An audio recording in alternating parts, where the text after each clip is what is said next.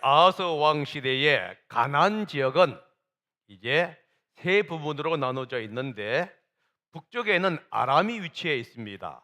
그리고 남쪽에는 유다가 위치해 있고요. 그 중앙에 이제 북이스라엘이 위치해 있습니다. 당시 세계 강대국은 아시리아 제국이었습니다.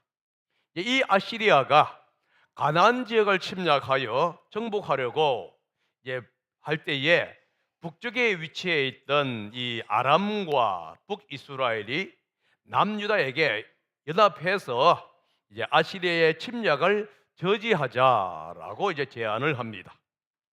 하지만 남유다 왕인 아하스 왕은 협력하지 않습니다. 협력을 하지 않자 이제 아람과 북이스라엘은 남유다를 침략하게 됩니다. 그래서 침략으로 인해서 남유다의 대부분의 나라가 점령을 당하고 맙니다. 이때 이사야 선지자는 남유다 왕인 아하스 왕에게 북이스라엘과 아람의 연합군에 협력하지 말고 오직 하나님만 바라보아라 라고 권면을 합니다. 하지만 아하스 왕은 이 하나님을 의지하고 신뢰하기보다는 오히려 침략군인 이 아시리아 제국을 의지하고자 하지요. 이런 상황에서 오늘 우리가 읽은 본문이 주어졌습니다. 여호와 하나님은 이 아하스 왕에게 징조를 구하라고 권면을 합니다.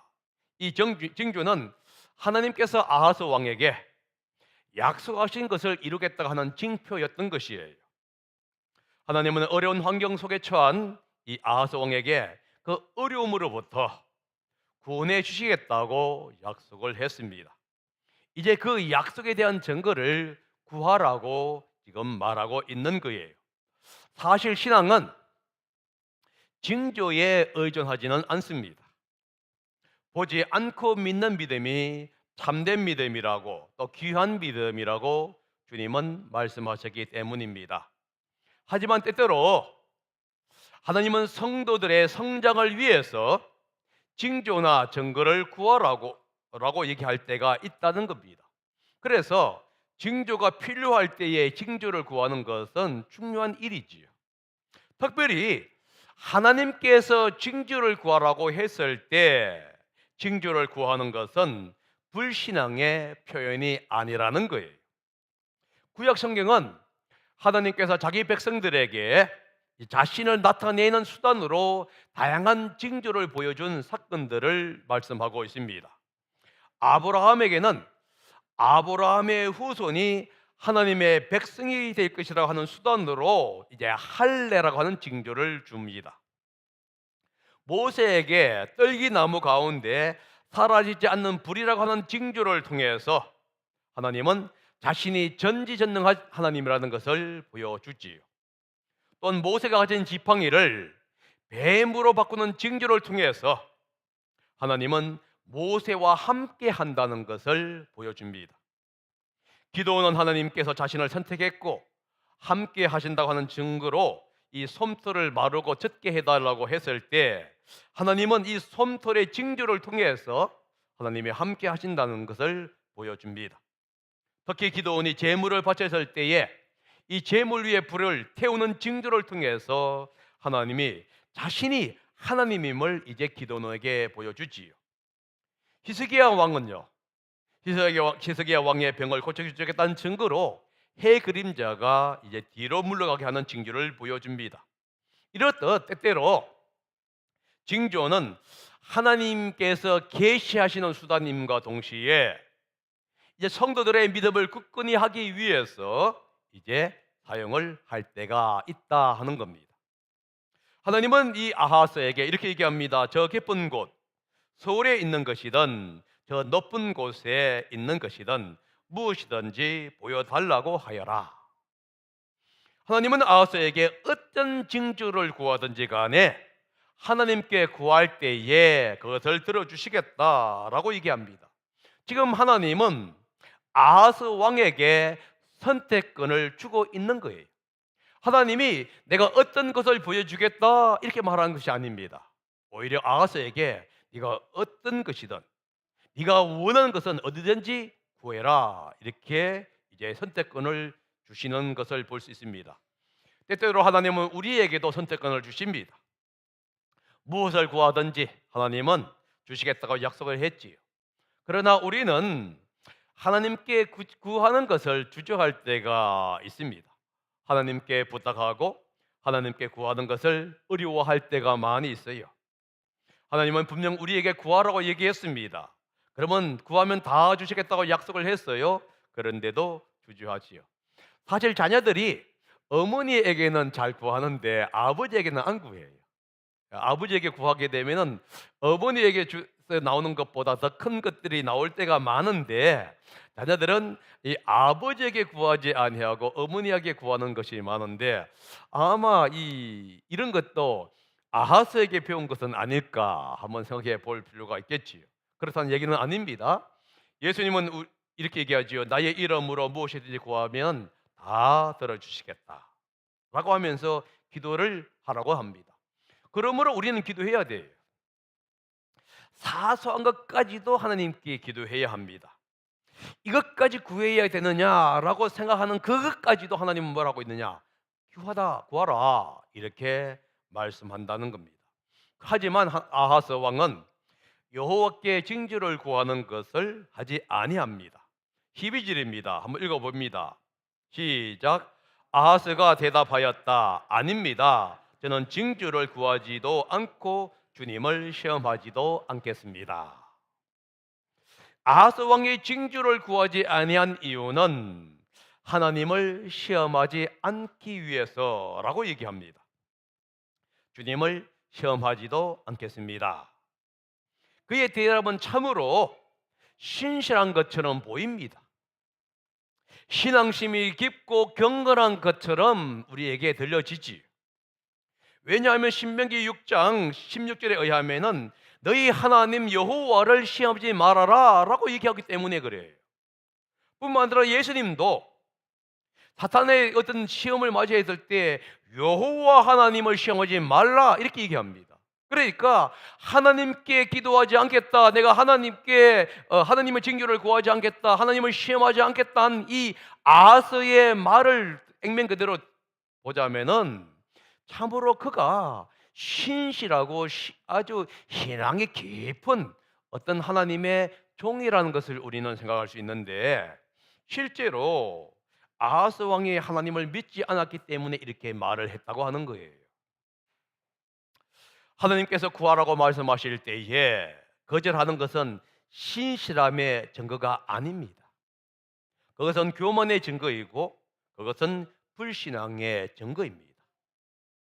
여러분, 하나님께서 여러분들에게 어떤 것을 구하라고 했을 때 여러분들 구하지 않는 것은요 불신앙이고 교만이라고 하는 것을 여러분 기억하셔야 돼요. 하나님은 예수님을 믿으면 영생을 주시겠다고 약속했으면서 예수님을 믿으라고 얘기합니다. 그러나 많은 사람들은 얘기하죠. 예수님이 어떻게? 라고 주장하면서 예수님을 믿기를 거절하지요. 여러분, 이것이 신실하고 경건하기 때문입니까? 아니지요. 하나님을 불신하기 때문입니다. 아하스 왕이 하나님께서 구하라고 한 징조를 구하지 아니한 것은 하나님에 대한 믿음이 없었기 때문이라는 것을 보여주고 있습니다. 사실 아하스 왕은 하나님의 약속에 대해서 별로 관심이 없었어요. 왜냐하면 그는 이미 아람과 이스라엘 연합 공격으로부터 자신을 구해줄 나라를 이미 결정했습니다. 그 나라가 아시리아 왕궁이었어요. 역대기하 28장 16절에 이렇게 기록하고 있습니다.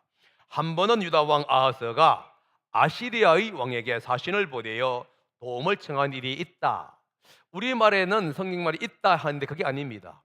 아하스가 이미 아시리아 제국을 의지해서 이 아시리아 제국을 통해서 아람과 북이스라엘의 공격을 물칠 계획을 세웠다, 이런 뜻이에요.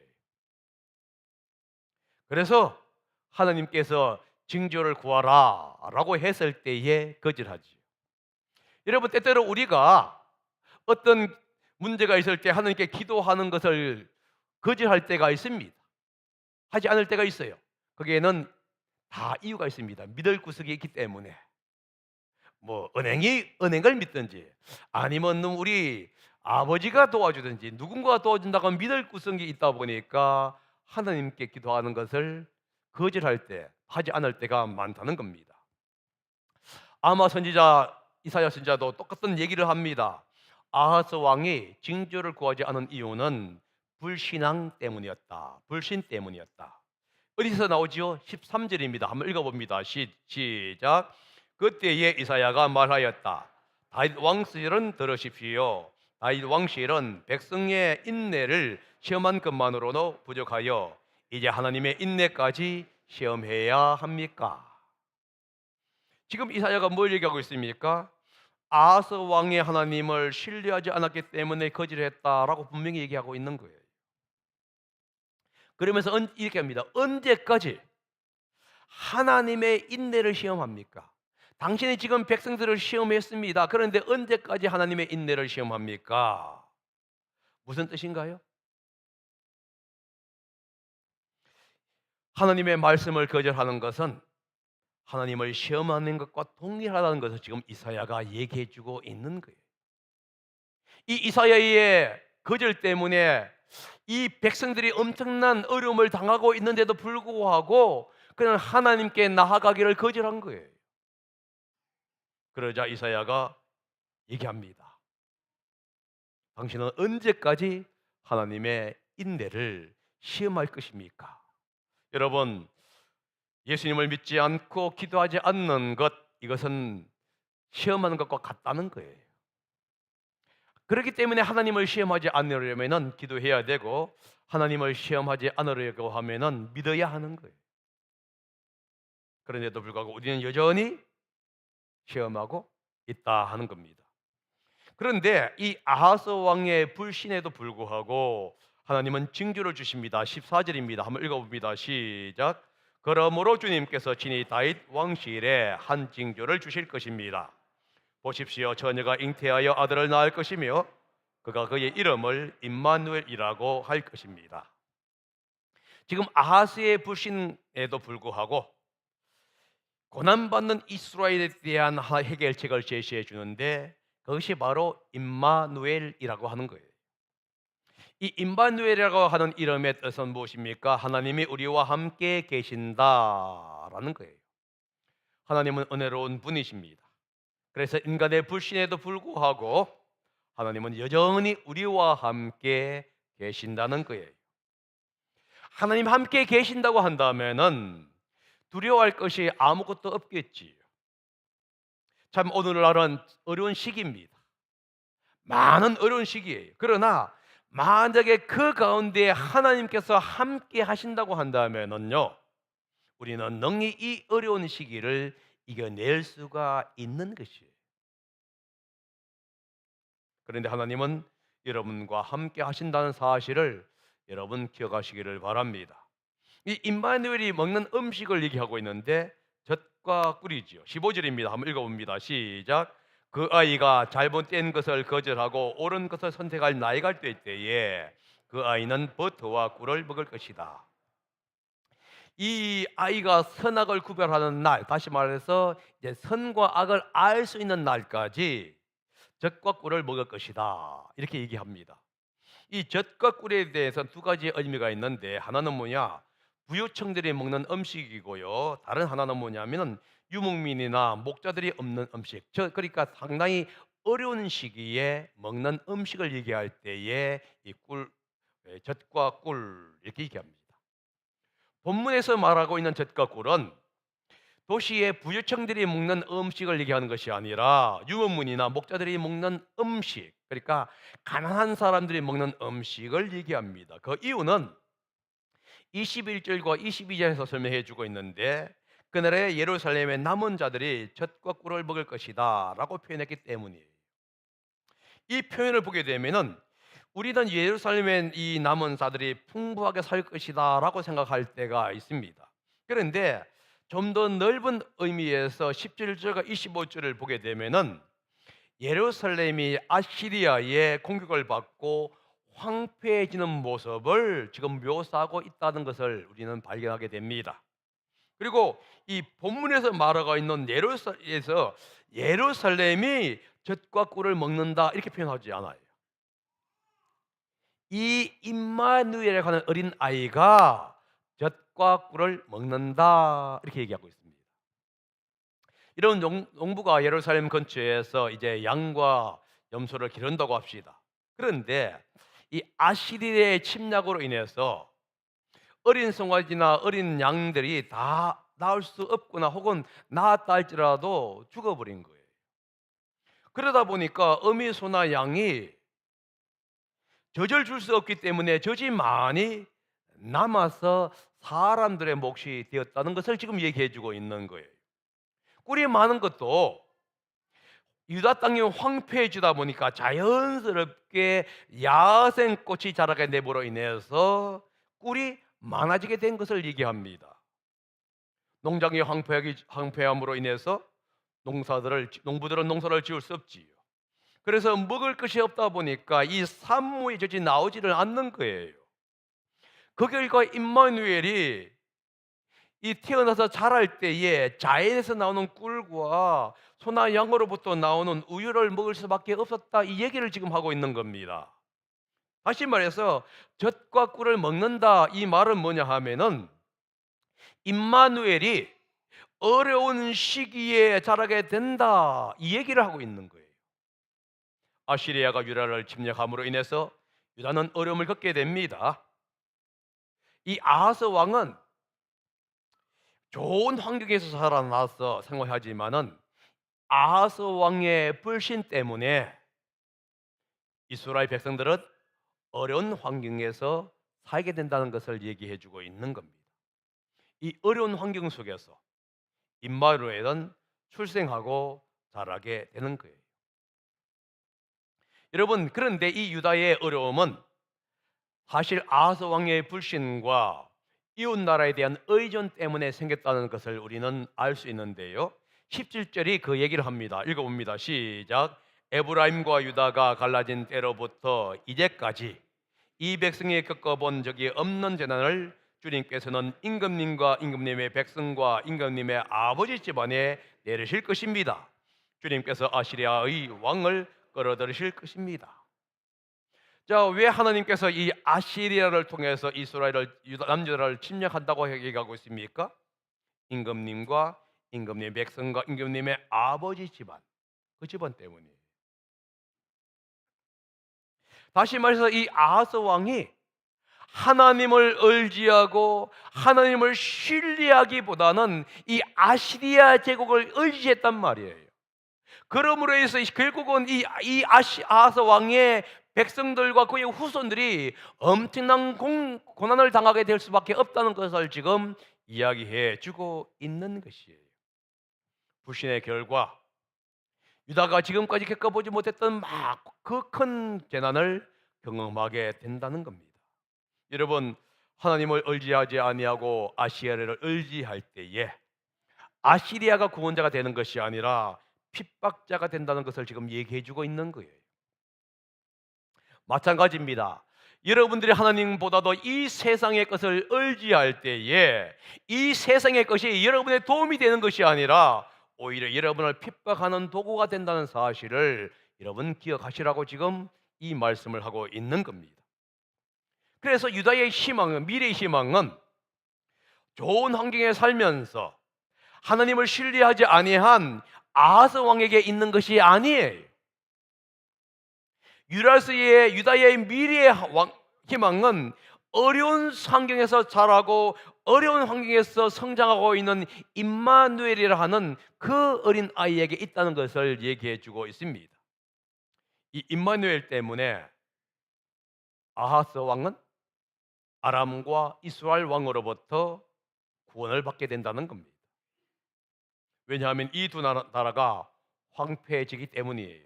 그래서 16절에 이렇게 얘기합니다. 그러나 그 아이가 잘못된 것을 거절하고 옳은 것을 선택할 나이가 되기 전에 임금님께서 미워하시는 두 왕의 땅이 황무지가 될 것입니다. 다시 말해서 이 아하스 왕을 공격하고 있는 두 나라는 누굽니까? 아람과 북이스라엘이지요. 근데 이 아람과 북이스라엘이 임마누엘이 장성하기 전에 멸망하게 된다는 것을 얘기해 주고 있습니다. 사실 이 예언은 주 732년에 이루어지는데 아시리아의 티글렛빌레셀 3세가 이제 아람과 이스라엘을 점령하게 됩니다. 아람의 수도 다마스커스는 이제 멸망하게 되고요. 북이스라엘 왕이었던 그 당시의 왕이었던 베가는 이제 왕위에서 폐위가 됩니다. 그리고 그 당시 높은 관리였던 이 호세아가 아시리아 왕에게 조공을 바치겠다고 이제 약속을 함으로 인해서 그가 베가 대신에 왕위를 얻게 돼요. 남유다는 임마누엘로 인해서 북이스라엘과 아람으로부터 구원을 받게 됩니다. 여러분 마찬가지입니다. 임마누엘이신 예수님이 그 당시 좋은 환경에서 태어난 것은 아니지요. 로마 압제하에서 이스라엘 백성들이 어려운 가운데 있을 때에 예수님은 탄생합니다. 그런데 이 예수님의 탄생은 이스라엘 백성들에게는 희망이었고 소망이었다 하는 거예요. 그러니까 압제하고 있는 그 당시 헤롯 왕이 이스라엘 백성들의 희망이 아니었어요. 핍박받고 고난 속에 자라난 그 메시아이신 예수님이 그들에게 희망이었고 소망이었다는 거예요. 여러분 유다 백성들에게도 마찬가지입니다. 임마누엘이 바로 그들의 희망이었습니다. 아시리아 군이 이제 유다를 휩쓰기 시작합니다. 그래서 8장 5절과 10절에 보게 되면 이 아시리아로 인해서 유다가 엄청난 고난을 당합니다. 8절에 이렇게 얘기합니다. 유다로 밀려들고 소용돌이치면서 흘러 유다를 휩쓸고 유다의 목에까지 찰 것이다. 지금 물이 찬다는 의미를 얘기합니다. 이게 뭐냐면 아시리아 군이 찬다는 얘기예요. 여기 목까지 찬다는 얘기가 뭡니까? 온 몸은 물로 가득 차 있고 이제 목만 물 위에 남겨서 숨을 까딱까딱 쉬는 것을 얘기하고 있어요. 나중에 이 아시리아가 유다를 공격합니다. 그래서 예루살렘만 빼고 나머지 다 점령해 버려요. 그러니까 이 유다는 산송장과 같은 절망의 어떤 절제절망의 속에 삭히쳐 있는 거예요. 그럼에도 불구하고 유다가 희망에 있었던 이유는 뭐냐면 임마누엘이라는 거예요. 8절 후반절과 10절을 보십시오. 8절 후반절에 뭐라 되어 있지요? 읽어보십니다. 시작. 임마누엘 여호와께서 우리와 함께 계신다. 하나님께서 날개를 펴서서 이 땅을 보호하신다. 10절입니다. 다 같이 읽어봅니다. 시작. 전략을 세워라. 그러나 마침내 실패하고 말 것이다. 계획을 말해 보아라. 마침내 이루지 못할 것이다. 하나님께서 우리와 함께 계시기 때문이다. 지금 어떤 얘기죠? 아시리아가 예루살렘을 공격한 거예요. 그래서 목만 남겨놓고 이제 예루살렘만 남겨놓고 있는 상황입니다. 그래서 그들은 뭐라 하고 있냐면은 이제 우리가 예루살렘을 멸망시키고 이제 예루살렘을 우리의 속국으로 만들 것이다 하고 자부심을 갖고 있었던 거예요. 지금 아하스 왕이 누구였습니까? 이 아시리아 왕에게 도움을 청했지 않습니까? 그런데 이 아시리아가 도움을 준 게 아니라 침략하는 거예요. 그런데 8절도 그렇고 10절도 그렇고 뭐라고 있습니까? 여호와께서 우리와 함께 하시기 때문에, 다시 말해서 임마누엘이 우리와 함께 하시기 때문에 아시리아가 결코 남유다를 정복하지를 못할 것이다 하는 것을 얘기해 주고 있는 겁니다. 사탄은 하나님의 사람들을 정복하고자 합니다. 그래서 고통과 괴로움 속으로 몰아넣고 또 하나님을 부정하게 만들 때도 있다는 겁니다. 그래서 거의 하나님의 사람들은 그 이제 항복할 정도까지 갈 수는 있다는 거예요. 그러나 사탄은 결코 하나님의 사람들을 완전히 정복할 수는 없다는 것을 얘기합니다. 왜냐하면 임마누엘이신 예수 그리스도가 함께 하시기 때문이에요.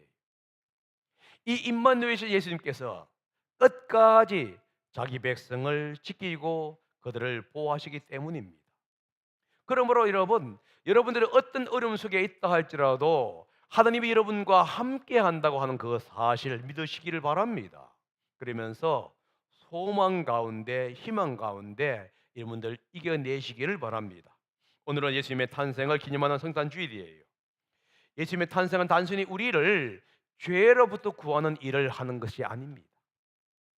우리를 죄에서 구원할 뿐만 아니라 우리의 삶의 현장에서 당하는 많은 어려움과 고난 속에서 우리를 건져내기 위해서 예수님은 이 땅에 오셨다는 겁니다.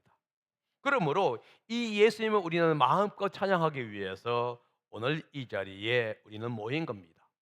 성경은 예수님의 탄생 700년 전에 이미 임마누엘의 탄생을 예언했습니다. 그리고 주님께서 자기 백성과 함께 하신다고 얘기하시면서 이스라엘 백성들에게 위로의 말씀을 선포하고 있는 것입니다.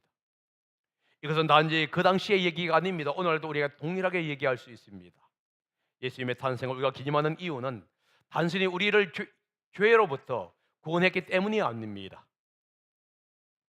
그분은 우리를 죄로부터 구원했을 뿐만 아니라 우리의 삶 속에서 어려움과 역경 속에서도 우리를 여전히 보호하시고 우리를 지켜준다고 하는 그 놀라운 사실이 우리로 하여금 매년마다 주님 앞에 나올 수 있게 만들었고 그 주님을 찬양하게 만든다는 것입니다. 그러므로 여러분 주님을 찬양하시기 바랍니다. 주님께 모든 것 맡기시기 바랍니다. 주님께 기도하시기 바래요. 그리고 하나님의 은혜가 여러분들에게 임하기를 바랍니다. 기도하겠습니다. 사랑의 아버지